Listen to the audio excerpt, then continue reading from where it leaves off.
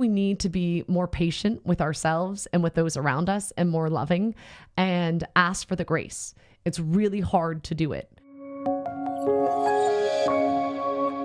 God's grace is enough, and he will give you the grace to overcome that horrible thing that you did about shoving their face in the poo, or yelling or screaming or whatever it was. We've all lost our patience and our cool with others.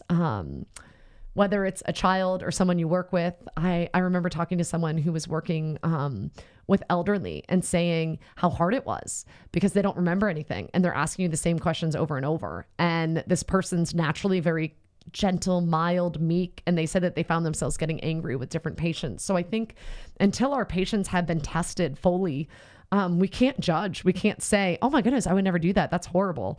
I know for me, we were at a restaurant the other day and my daughter spilt her water and it went all over the place.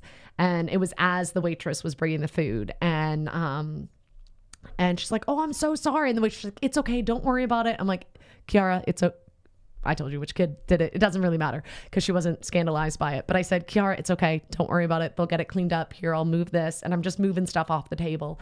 And the guy comes over with some towels and he's like, yeah, it happens all the time. Mom, really, it's really normally the mom that freaks out more than anyone else in these situations. Thanks for being cool and not yelling at your kid. And I just thought, wow. How many times has this waiter seen moms ripping their kids new ones because they spilt water at a restaurant?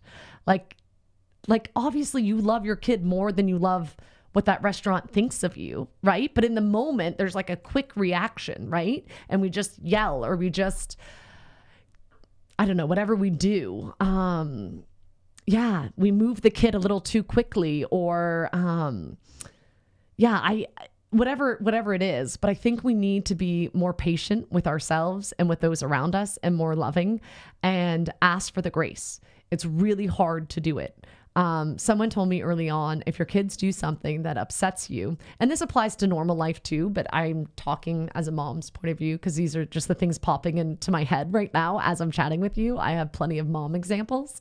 But they said if your kids do something that you're probably going to freak out over, take a picture. Go get the camera. Well, now we all have phones in our pockets, so you just pull it out of your pocket. But at the time, I don't think I had a cell phone. Go get the camera, take a picture, and then react, right? And so I have this picture of my two oldest kids when they were really little. I think they both were in diapers. And my son got into the flour, and he took this white flour and just kept pouring it on his sister's head. And she kept laughing. And the two of them, I just walked upstairs to, I think, get a diaper because one of them had a dirty diaper. And I walked down and there's flour everywhere. And they're covered in flour. Like it's all over the kitchen. This poor girl has it all over her face. Both of them, all in their hair, all over their face.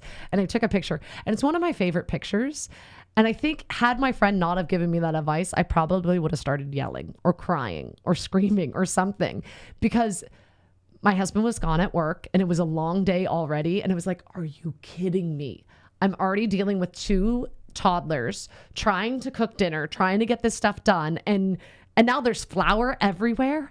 And then I didn't think in the moment, but I took the picture. So I didn't like overreact, but I was still frustrated.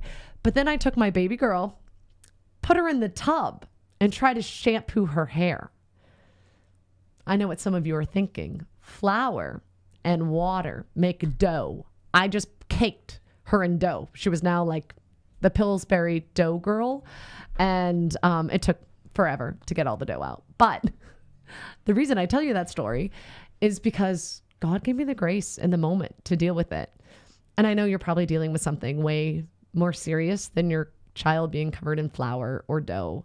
But I think just in those little examples, it's like, okay, we can choose sometimes we can't choose and it's just like a guttural reaction and we just do.